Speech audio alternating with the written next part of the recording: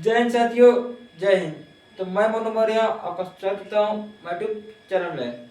जैसा कि आज का हमारा टॉपिक लोकतांत्रिक अधिकार है। क्या है लोकतांत्रिक अधिकार? क्या है समझिए समझिए। लोक मतलब क्या होता है? जनता। लोक मतलब जनता, तांत्रिक मतलब शासन, तांत्रिक मतलब शासन, और अधिकार मतलब हक। अधिकार मतलब हक, यानी जनताओं का क्या हक है? जनताओं का क्या हक है, यानी जो जनता है उनका क्या हक है, यानी क्या अधिकार है। ठीक है, अब बात करेंगे क्या अधिकार है। सबसे पहले मैं बात करूंगा लोकतांत्रिक अधिकार। समझिए, जैसे कोई व्यक्ति हो, चाहे अपने यहाँ का हो, अपने देश का हो या दूसरे देश का हो, उसका वहां पे कुछ अधिकार है। हमारा अपने देश में कुछ अधिकार है, यानी कहने का मतलब अगर हम भारत में हमारा जन्म हुआ है तो भारत में हमारा कुछ अधिकार है। और जो व्यक्ति कहीं दूसरे जगह या दूसरे देश में उसका जन्म हुआ है, उसका वहां पे कुछ ना कुछ अधिकार है। समझिए, जैसे कहीं पे कहीं जाओ या कहीं कुछ हो तो जैसे क्या होती है, नागरिकता मिलती है। क्या मिलती है? नागरिकता मिलती है। अब नागरिकता मिलती है, जैसे भारत का कोई व्यक्ति है तो भारत की नागरिकता मिलती है। दूसरे देश से कोई व्यक्ति है, दूसरी नागरिकता मिलती है। वहाँ का कोई व्यक्ति, वहाँ की नागरिकता मिलती है। यानी कहने का मतलब जिस देश में आप रहते हैं वहाँ के आप नागरिक हैं। एक हिसाब से देखा जाए तो वहाँ की आपको नागरिकता मिल गई, वहाँ को आपको नागरिकता मिल गई है।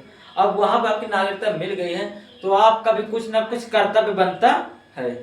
समझिए, आपको भी कुछ ना कुछ कर्तव्य बनता है। जैसे अगर हमारा देश, अगर हमारा जन्म भारत देश में हुआ है, भारत देश में हुआ तो भारत देश के हम नागरिक हैं, भारत देश के नागरिक हैं।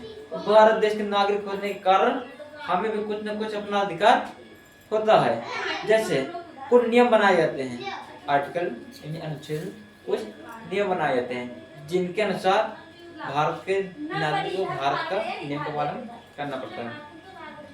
जैसे भारत में जैसे नियम बनाया गया है कि 18 वर्ष होने पर आप मतदान कर सकते हैं, तो हाँ कर सकते हैं।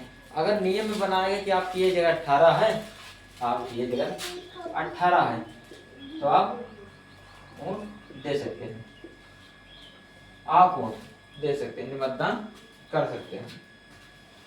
अब देखिए, अब जैसे कोई व्यक्ति दूसरे देश का है, वहां भी ऐसे कुछ ना कुछ नियम बनाया गया है।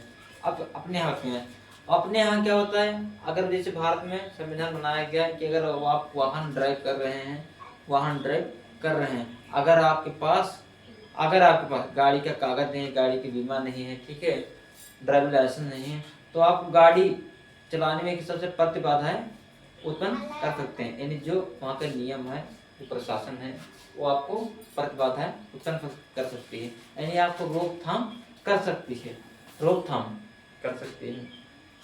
अपने यहाँ नियम बनाया गया कि हर व्यक्ति पढ़ सकता है, हर व्यक्ति पढ़ सकता है, हर समानता का अधिकार है, सबको मिला है। तुम भी पढ़ सकते हो, वो भी पढ़ सकते हो, वो भी पढ़ सकते हैं, सबको पढ़ सकता है।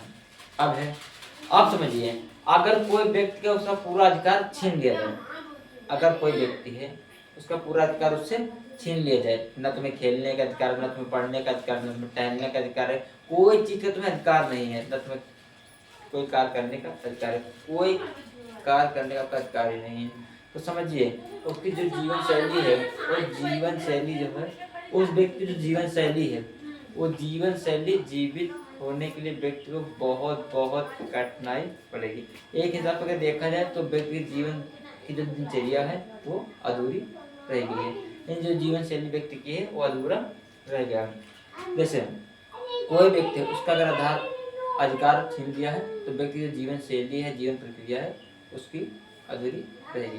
ठीक है, आई होप कि आज के वीडियो आपके समझ में आया होगा। इतना कहते हुए मैं अपनी बात को लगा लेता हूँ। जय हिंद, जय भारत।